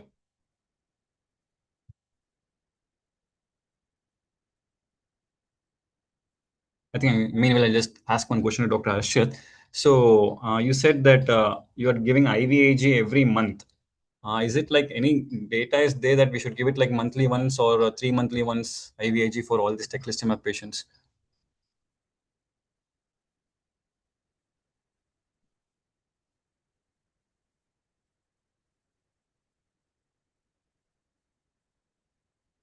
Arshad, sir? I think it's not there. Okay, yeah, fine. I think he's not there. But in one of his slides, he showed the data by Dr. Rahul Banerjee and his associates. So they say that there's no point in monitoring the IgG levels, particularly if the patient has been exposed to daratumumab or if he has a IgG kappa or IgG lambda multiple myeloma. There's no point in checking the levels. It is better you give once in a month is what they recommended. It is there in one of his slides. Okay. Yes. Fine. So next slide, please. So this is my disclaimer. This is sponsored by Roche Pharmaceuticals. Next slide. So we all know that in worldwide and in India, non-Hodgkin lymphoma is more common than Hodgkin's lymphoma, and B-cell lymphoma comprises around 85% of non-Hodgkin lymphoma, and in that DLBCL is around 42%, followed by follicular lymphoma and SLL. So our topic of interest is today DLBCL. So next slide, please. So principles in DLBCL therapy. This is published in 1988 in a Clinical Oncology Journal. So they have said that for any regimen to be curative, it must achieve a higher rate of complete remission, and that must be accomplished in the first line of therapy with curative doses of chemotherapy. The fourth point is very interesting. Rapidity of achieving a complete response might be related to for a chance of cure, which we expect always in our patients that our interim PET scan, if it comes to dual score 1 or 2, we are all happy that they have responded well, and we have more probability that they will have a complete remission at the end of 6 cycles. Prolonged treatment for DLBCL is unnecessary. As we all know, only for elderly patients, we keep some lenalidomide maintenance. Otherwise, we don't do it. And aggressive therapy is toxic, especially for elderly patients. Next slide, please. So this picture depicts the journey of a patient with DLBCL. So when the patient comes with symptoms or B symptoms and lymphadenopathy, we screen them with blended investigations, PET scan, biopsy, IHC, and come to a diagnosis of DLBCL. So once a patient is diagnosed with DLBCL, the first thing we tell them is it is 60% curable because the high-grade lymphoma requires early treatment and 60% curable. And remaining 40% of patients may not respond, and in that 40%, 20% will be refractory, another 20% will have an early relapse, that is within 1 year. If at all, if a patient has a relapse within 1 year, the next line of treatment currently is CAR T-cell therapy, I think, which Dr. Revant will be touching upon with his talk subsequently. And the second option would be autologous stem cell transplant. And we still expect a cure of almost like 35 to 40% with the second line of management.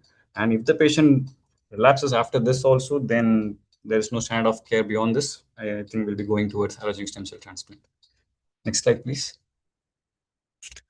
So this slide just says the milestone of treatment in DLBCL. So from 1976 to till 2002, the only treatment was CHOP till we got introduced to rituximab in 1997. And now currently we are trying to get more regimens, I mean, in addition to our CHOP. Next slide. So this slide just depicts the multi-center real-world prospective observational study which is done in India with the 1365 newly diagnosed DLBCL patients who has received R-CHOP, and the 2-year PFS is 69% and the 2-year overall survival is 79%. Next slide. R-CHOP is an effective treatment option for previously untreated DLBCL and has been the standard of care for almost 2 decades. But it has relatively been a poor outcome in high IPA score patients, older patients, non-GCB patients, and double expressor and double hit lymphomas. So there is a low curability with R-CHOP in these subgroup of patients. So we require some other form of regimen to increase the outcome of all these patients. Next slide. Because of this, in the last 2 decades, there have been at least 11 randomized controlled trials which try to improve the outcome with R-CHOP by adding extra medicines such as obinutuzumab with CHOP, or in addition with R-CHOP adding lenalidomide, bortezomib, ibrutinib, and also by adding gemcitabine, daipo, and by giving rituximab maintenance. But none of them showed any improved outcome in the patients. So this has been failed. Next slide. So there is significant unmet need to improve the treatment outcomes in DLBCL because of these studies which has failed. So we want some other regimens that can improve the outcome of DLBCL patients. Next slide. And there came the spoletusumab vedotin, which was approved by European Commission in 2022 and by FDA in 2023. Next slide. So coming to spoletusumab vedotin, which is our topic of interest today. So it is an antibody drug conjugate that binds to CD79B, which is a component of B cell receptor. Once it binds to CD79B, it gets internalized, and in the lysosomes, it releases the cytotoxic agent that is monomethyl auristatin E, which is a microtubule disruptor, thereby disrupting the microtubules and allows the cells to undergo apoptosis. There's a mechanism of action of spoletusumab. Next slide. So the most important, the POLARIX trial. So we'll be speaking about this in subsequent slides. Next one. So in POLARIX trial, polatuzumab vedotin has replaced vincristine, which is there in the R-CHOP regimen. Next slide. So POLARIX study is a phase 3 double-blind randomized study where they have categorized into 1:1 randomization with POLA RCHP patients around 440 and R-CHOP patients of around 439. So they have taken patients, inclusion criteria as patients who have not been treated for DLBCL, aged between 18 to 80 years and IPS score of 2 to 5 with a performance status of 0 to 2. So these patients have been treated with 6 cycles of POLA RCHP in one arm and another 6 cycles of R-CHOP in another arm, followed by rituximab for 2 cycles, that is cycle 7 and cycle 8. The primary endpoint of this POLARIX study is to see the progression-free survival, and the secondary endpoint is to see the event-free survival, PET-CT rate at the end of treatment, disease-free survival, and overall survival. Next slide. So this Kaplan-Meier curve explains the progression-free survival at 2 years and in 5 years. So at the end of 5 years, the POLA RCHP had a sustained and significant PFS benefit, confirming the results from the primary analysis. If you see, the blue curve is the POLA RCHP and the orange one is the R-CHOP. And there is 76.7% of PFS at 2 years with POLA RCHP and 70.2% of PFS with R-CHOP. And the hazard ratio is 0.73, which is still less than 1. So anything less than 1 favors towards the POLA RCHP regimen rather than the R-CHOP regimen. And the same has been replicated at the end of 5 years, that is at the end of 60.9 months of follow-up, where the hazard ratio is still 0.77, which says that almost like 23% reduction rate in the progression-free survival with POLA RCHP. Next slide. So patients treated with POLA RCHP required a 23% of fewer subsequent therapies versus patients treated with R-CHOP. So this picture just tells that what all other regimens they have taken in both the POLA RCHP arm and R-CHOP arm. Next slide. So this slide speaks about the overall survival. If you see at the end of 2 years, the hazard ratio is 0.94, and at the end of 3 years, the hazard ratio is 0.94 again. But when it comes to 5 years, it has come down to 0.85, which means there is 15% reduction of increase in overall survival with POLA RCHP when compared to R-CHOP. But this is not significantly statistically not so significant to claim it as it is good. Again, the same has been explained in this POLARIX Asian cohort also, where the hazard ratio is still 0.65. So it is trying to get the overall survival benefit also.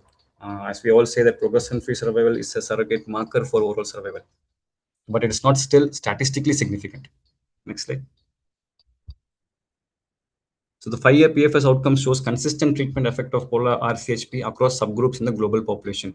So when I say subgroups, right from age, IPA score, bulky disease, LDH, extranodal sites, and most important is NHL subtype, where the high-grade B-cell lymphoma, that is a D double-hit lymphoma and triplet lymphoma, also favors POLA RCHP rather than R-CHOP. If you see, the entire hazard ratio is less than 1, which is favoring towards POLA RCHP. Next slide.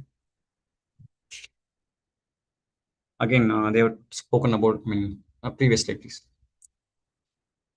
Previous slide, please. No, previous. This is again the overall survival. So we have hazard ratio of less than 1 in all the subgroups of age, IPI, bulky disease, baseline LDH, external sites, everything, and including the doublet and triplet lymphoma, where the overall survival seems to be better with polar RCHP when compared to ortho. Next one. So DLBCL is a molecularly heterogeneous disease, and according to Dana-Farber classification, it has been clustered into 5: C1, 2, 3, 4, 5, and this correlates with the cell of origin and the prognosis. So the C1 and the C1 and the C4 have the favorable outcome, whereas C2 and C3 and C5 have the unfavorable outcome. Next slide, please. Prior slide. So this tells a difference in subgroups, that is ABC, GCB, and unclassified. If you see in the ABC subgroup, the hazard ratio is 0.34, and where the curves is definitely differing from each other. Whereas in the GCB unclassified, it is merging towards each other. There is no clear benefit. If you see the hazard ratio in GCB, it is 1.03, and in unclassified, it is 1.92. Which means that in ABC subtype, the benefit of polar RCHP is definitely there, whereas in GCB subtype, no benefit, and in unclassified, there is definitely no clear benefit with polar RCHP. So according to this Kaplan-Meier curve, ABC subtype has more benefit with polar RCHP when compared to ortho. Next slide. Again, this is the same thing, which explains whatever we have spoken in the previous slide. At the end of 2-year PFS, ABC has better response with polar CHP when compared to GCP subtype. Next slide. So this, as we saw in the previous slide, as per the cluster of genes composition, that is C1 to C5, patients within the same COO group can still exhibit vastly different responses to standard therapies and have divergent clinical outcomes. For example, GCB subtype in general has a good outcome with ORCHOP. However, EZB subtype of GCB, which is identified by gene expression profiling and not by IHC, carries a poor prognosis with ORCHOP. Whereas if we use polar RCHP in this subgroup, there is a EZB subgroup, their response is good. If you see the hazard ratio is 0.57, definitely it is good with polar RCHP. The only thing is we don't do all this molecular genetic profiling. It is only at the level of IHC we have to decide between ABC and GCB and go ahead. But still, it means that patients with GCB and with the EZB subtype can benefit with polar RCHP. Next slide. So among the C1 to C5, C5 has a hazard ratio of 0.38 when compared to other ones. In contrast, even the 5-year PFS and hazard ratio is comparable between C1 to C4. There is no difference between the two treatment arms, that is between polar RCHP and ORCHOP from C1 to C4, whereas the C5 has definitely a better outcome with polar RCHP. Patients with dark zone signature positive DLBCL, which represents the majority of high-risk double-hit lymphoma and triplet lymphoma, had a potential better outcome when receiving polar RCHP versus ORCHOP, which we saw in the previous slides. Also, the double-hit lymphoma and triplet lymphoma has a better outcome with polar RCHP. Next one. Next slide. Next slide.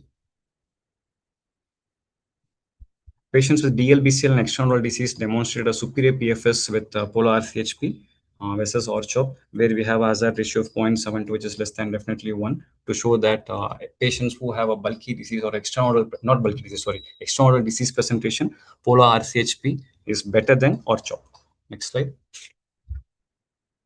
Coming to the elderly subgroup, I think where the polatuzumab vedotin has been clearly benefit with age more than 60 years and IPA between 3 to 5 and a less bulky disease.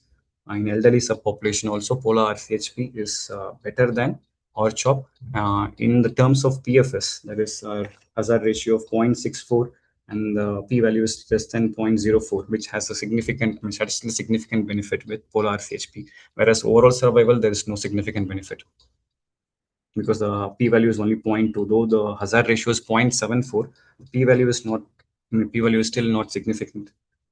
Next slide.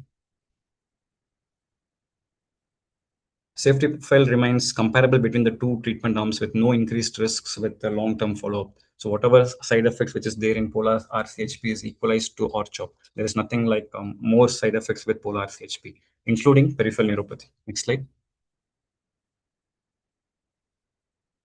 This tells very clearly that there is less than 5% difference in hematological toxicities and infections in the polar RCHP versus R-CHOP arm. Next slide. So as the cycle increases, the peripheral neuropathy incidence also increases, and at the end of treatment and followed by 12-month follow-up and 24-month follow-up, there is still the same residual neuropathy in both the arms. It doesn't mean that polar RCHP has more peripheral neuropathy when compared to R-CHOP. It is equal to both. Next slide. So this is a flow chart which we generally follow, like IPA score between 2 to 5 and age less than 80 years, better to offer them polar RCHP at the beginning. So as we all know that APLE is IPA scoring, performance status, poor performance status, high LDH, and more than 2 extranodal sites. Put together, if it is more than 2 risk factor and less than 80 years with stage 3 and 4, the first treatment of choice would be polar RCHP when compared to R-CHOP. Next slide. And this is the NCCN guidelines latest one, so which says that stage 1 and 2, stage 2 with extensive mesenteric disease, or stage 3 and 4, polar RCHP has become the category 1. I mean, most of us are using polar RCHP if the patients are definitely affordable for it. Next one. This is my final slide, I think. POLARIX is the first trial in over 20 years to show a meaningful improvement in the benefit risk profile over R-CHOP in an international phase 3 double-blind randomized controlled trial. Long-term follow-up analysis of POLARIX study confirms an ongoing and encouraging PFS benefit, which including the 5-year one, and indicates a positive trend in overall survival in favor of polar RCHP. The benefit of polar RCHP holds even more importance in settings with limited availability and access to efficacious treatment in relapsed and refractory DLBCL. Polar RCHP is category 1 preferred regimen as per NCCN guidelines and also recommended by NICE guidelines. So definitely polar RCHP should be used in elderly patients with IPS score between 2 to 5 and a less bulky disease. Thank you. Thank you, Karthik. That was very, very enlightening. So in your summary slide, as you rightly showed, after rituximab in the last 2 decades, the only meaningful advancement that happened in the field of lymphoma, more likely, particularly DLBCL, is more likely polatuzumab, isn't it? Yes. So if the patient is affordable, you are offering polatuzumab-based regimen to them upfront, is it? Yes. Yes. Yeah. So especially the scoring is like between 2 to 5 and they're affordable, we're definitely going for it. For the high-risk subset of individuals. Okay. In double hit or triple hit, I'll not take much of your time. I know you're in a hurry. So in double hit and triple hit, you still go with the conventional ARDA-IPOC, or you're considering polatuzumab-based regimen in those as well? Definitely ARDA-IPOC only we have used so far, not used polar RCHP. Maybe we have thought once like whether to add polar ARDA-IPOC. Okay. In the place of ARDA-IPOC, but never used only polar RCHP for a double hit lymphoma so far. So how did the patient do after polar ARDA-IPOC? No, not used. We have considered, but didn't go for it. We yes. just went with ARDA-IPOC because patient was not affordable, so we just went with ARDA-IPOC itself. Okay. And that patient presented with 2 lakh counts with extranodal presentation. But unfortunately, after 6 cycles of ARDA-IPOC, he had a complete remission. Within 3 months, now he has relapsed, despite giving ARDA-IPOC. Now we are going for. Okay. So that is why most of the times in my personal this thing, I use more in the relapse refractory setting or as a bridge to transplant or CAR-T, something like that is where I see the most.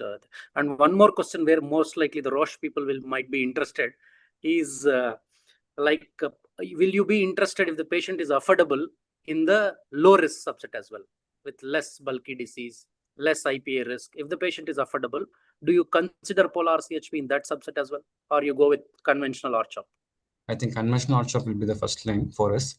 But if the patient is really affordable, we can consider. But anyways, polar RCHP is not going to reduce not going to change the complete CR rate. It's only for the PFS, which is around 6%. Though the hazard ratio, they say 23%. But the clinical outcome is only the overall 6%. survival rate also is not statistically significant. So you will not be convinced with the POLARIX data. So I do agree with that. I do agree. Thank you. If there are any questions for Karthik, you can post in the chat box. Thank you. Thank you, Karthik. Thank you. Thank you, Raymond. So without any delay, in the interest of time, I'll proceed with my this thing. That is the CAR T cell therapy. As I already told, Dr. Arshad has. Yeah, please allow me to share my slides. Dr. Arshad has at least showed half of my slides because managing the toxicity in CAR T cell therapy as well as teclistamab is almost similar. So in my opening statement, I told that CAR T cell therapy is one of the most disruptive inventions that has happened in the field of hemato-oncology. And how do I infuse CAR T cells, or how do I navigate the challenges, that I'll tell.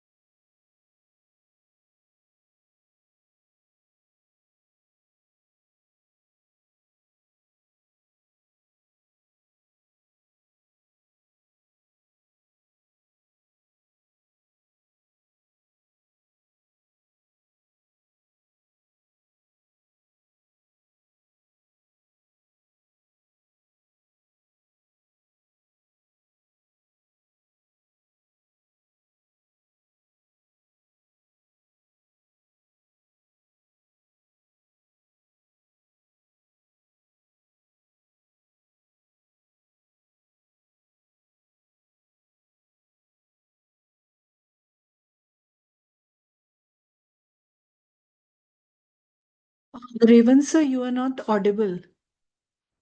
Your screen is also not visible and you are not also audible. Sir, you can rejoin again.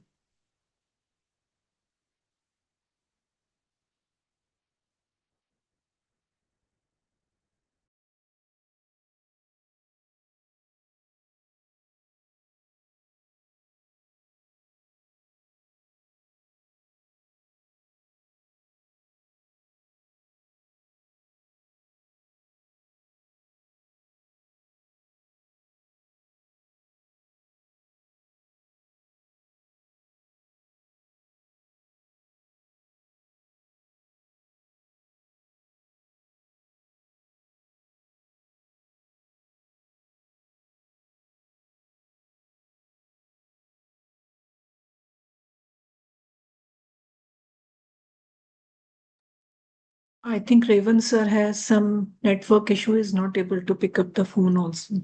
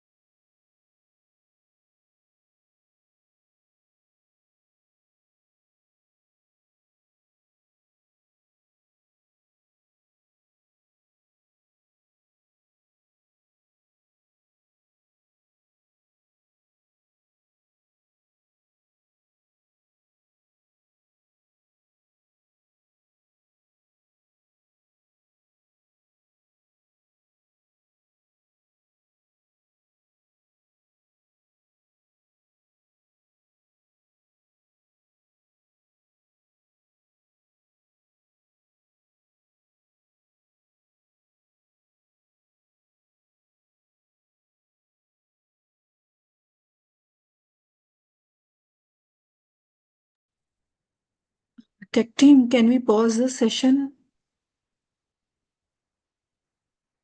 CAR T cells, there are at least one is the extracellular domain that binds to CD19.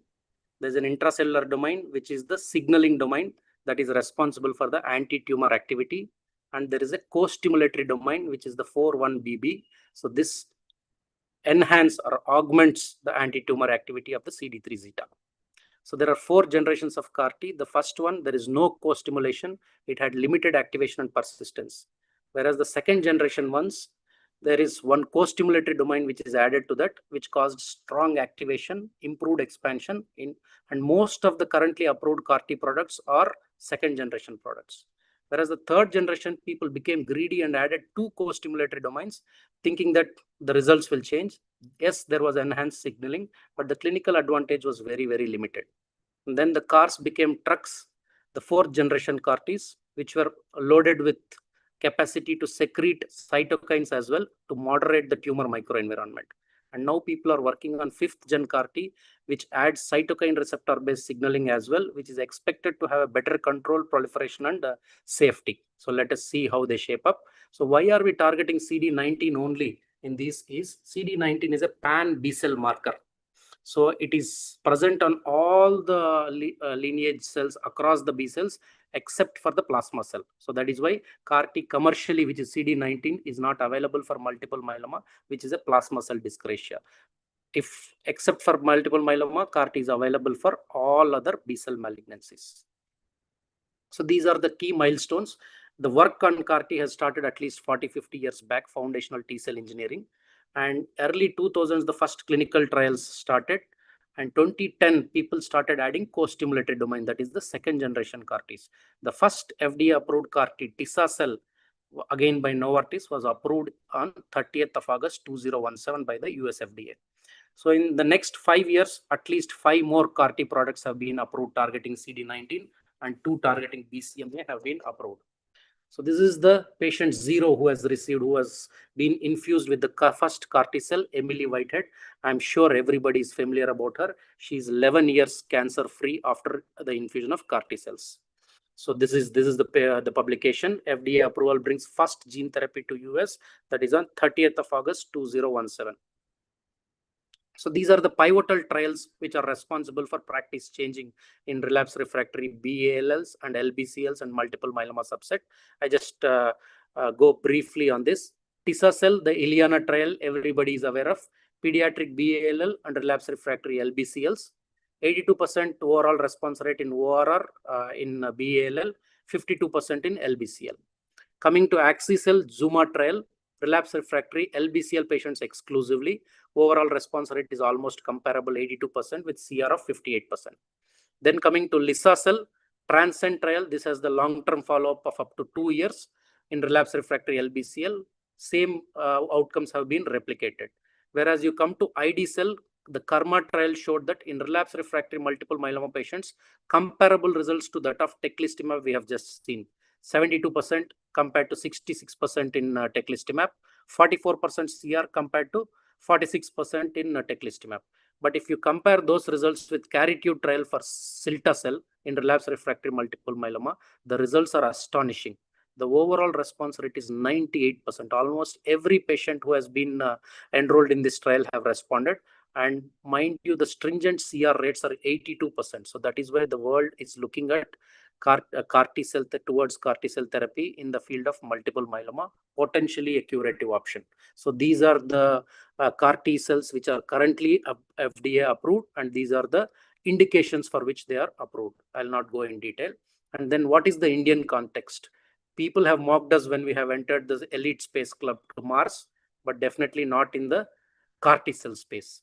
So next CAR-19, that is Tali-cel, is the India's first approved CAR T therapy on October 2023 for B-cell malignancies, which is developed by ImmunoAct in association with Tata Memorial.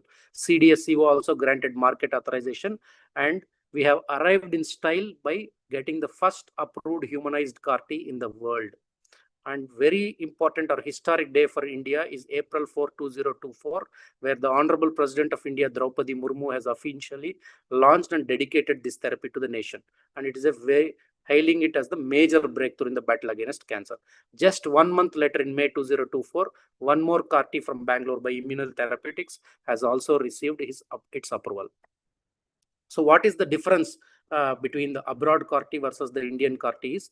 The abroad CAR T uses murine CAR T cells. They are mouse derived. They have a high risk of anti-mouse antibody response, and their persistence can be limited because of this immune rejection. And if you want to do a second CAR T, subsequent infusions are affected by immune memory. The problems will be increased. Whereas if you go with humanized CAR T, they are human derived or engineered. There is a less risk of host immune response, and there is an improved persistence in the body, and this will allow you to give CAR T again and again as there is no immunological memory. So it has a better safety profile with a lower incidence of severe CRS. So this is the first publication on Indian CAR T by Professor Hasmukh Jain from Tata Memorial, where they enrolled 64 patients. Among that, most common toxicities, contrary to the belief, were hematological toxicity, is not the CRS and ICANS. Out of these 64 patients, they saw only 2 treatment-related deaths, one due to HLH and the other due to multi-organ dysfunction with CRS. So this is the split. If you see the dissection, the RRB NHL patients, 36 patients, the overall response rate is 72%. And the CR rates are 53%. More than half were in complete response.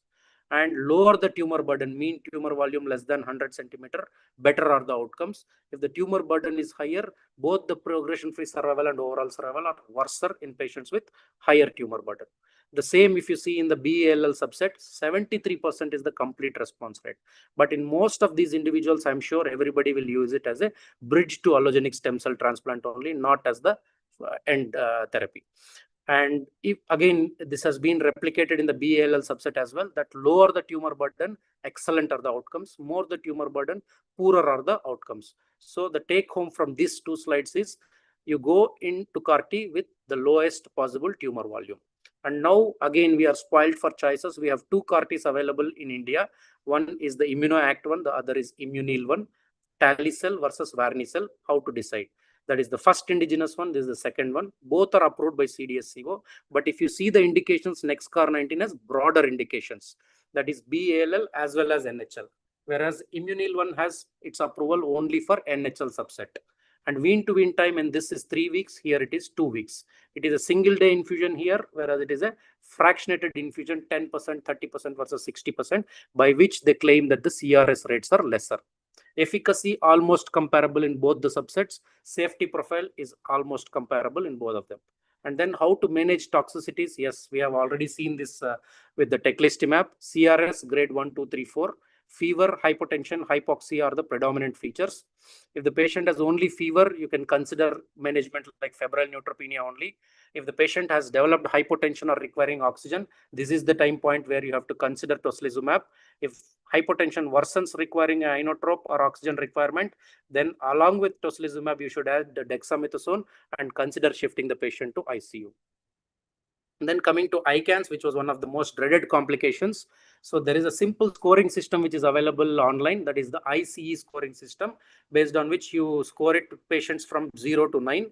Based on that, the grade of CR, the grade of ICANS depends. So whenever you go for rounds, you ask the patient to write a statement every single day. The daily handwriting change in that, the dysgraphia, will be helpful in early detection of the prospective neurotoxic events. Then coming to HLH, which has been reported in Hasmukh Jain's paper as well. You have to monitor the ferritin, the coagulogram, the fibrinogen, and also cytopenias, and maintain hemoglobin more than 7, platelet more than 50, platelet fibrinogen more than 150, and try to give liberally GCSF. First line is, of course, steroid. The second line should be anakinra, and the third line therapy is Jakavi. In fact, I have used Jakavi in one of my patients with very, very good response for HLH. And then hematotoxicity, as you have seen in the previous slides, this is the most common toxicity after CAR-T as well. So there is a scoring system called as CAR hematotox score, which you can do before infusing the CAR-T cells on day -5 and predict how your patient is going to behave or how much hematotoxicity is he or she going to have. So depending upon that, you can liberally give the GCSF. And then coming to the supportive care, PRBC and platelet as per institutional protocol, but you should start giving irradiated products 7 days before CAR-T infusion to 90 days after. So 100 days you should give irradiated products. GCSF, it does not have any detrimental effect on CAR-T expansion or the outcome of treatment. Antiviral, anti-PCP, antifungal, I'm sure everybody know about that. Then hypohemoglobinemia, we have discussed extensively during the teclistamab as well. These patients will become very, very severely immunocompromised. So you have to monitor depending upon the setting. In the initial setting, you have to maintain IgG level of more than 500. Later on follow-up, you can maintain at least more than 400 by topping up with intravenous immunoglobulin as and when required. And then how do we follow these patients? Twice weekly in the first week, later weekly up till 1 month, and then monthly up till 6 months. The first meaningful disease response you should do at 1 month, later repeat at 3, 6, and 12 months respectively, like how we do in the bone marrow transplant setting. And then both the CAR-T products come with CAR RQ-PCR testing, but two difficulties. One, it is expensive. Second, the sample has to be transported back from where you got the CAR-T. So what will serve as a surrogate for monitoring is the B-cell aplasia. You can send a T, B, NK cell subset analysis, which is available, I'm sure, in every city and is extremely cheap. So if your B cells are coming back, it is a hint that the disease is trying to come back. So it will tell you early so that you can intervene and add some therapy at that point in time to control the disease. And coming to the outcomes, yes, CAR-T comes with very, very excellent initial CR rates, but do they maintain in the long run? That question remains to be answered with higher numbers. Having said that, once the patient achieves CR, this gives you an opportunity to consolidate the patient's response with an allogenic stem cell transplant. And relapse mechanisms, there are several mechanisms proposed, but none of them have been proved, or is there a strategy particularly against that. And coming to the new CAR-Ts, we have seen the CD19 CAR-T. What is in store is anti-CD22 CAR-T for ALLs, 19 plus 22 dual targeting CAR-T for ALLs, and AML is one place where you need some treatment apart from 3+7 and transplant, that is anti-CD33 is in development, and BiTEs and CAR-Ts are in development for solid tumors as well, not just the hematological malignancies.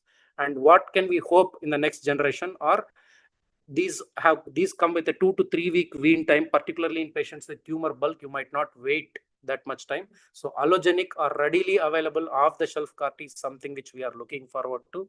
And the dual targeting CAR-T, even if the antigen escape is there, we can target the second antigen. And armored CAR-Ts that are nothing but the trucks which are already in the development, and safety switches to improve specificity and reduce toxicity. And currently we are delivering these CARs to T cells via viral vectors, that is the lentivirus. So people are working forward to non-viral gene delivery and in fact improving the manufacturing speed. So the take-home message is CAR-T is transformative. Second-gen CARs are currently the backbone of all approved products. Toxicities, contrary to the belief that CRS and ICANS are dangerous, most of them are manageable, and off-the-shelf products aim to broaden the indications. So coming to the Indian CAR-Ts, both of them are effective, no doubt, but NexCAR19 has the broadest indication, both ALL and NHL, whereas CAR-TME is approved only in NHL. It has very high early response rates. So with that, I'll conclude. I'll not take much time. So if there are no questions, I think we'll conclude at this because we are already late. Isn't that, madam? Yes, sir. Yes. Yes, sir. So, yeah. So thank you everyone for attending this very enlightening and engaging academic session of new molecules in hematology. First and foremost, I would like to thank the team at Horizon for excellent technology support. And you have just walked me through these last 20 days. And without any glitch, you have organized this conference, except for the one with my presentation. And secondly, I would like to thank the industry sponsors, the first one being the Glenmark, and the second one being Novartis. Third one is Janssen, and fourth one is Roche. So all of them, just with one phone call or just a message, all of them are ready to support these kind of academic events without any questions or without any concerns. So at this, I would like to end. Anything else, closing statements from Pooja ma'am? Because I would have troubled you a lot, please. No, sir, it was fine. And yes, I thank everyone, all the attendees, all the pharmas, and all the faculty speakers. Thank you, everyone. Sir, it was a wonderful session, wonderful discussion, panel talk. Everything was very good. We can close this session. Thank you. Thank you, Raven. Thank you. Raven. Good night, everyone. Thank you. Thank you, Raven.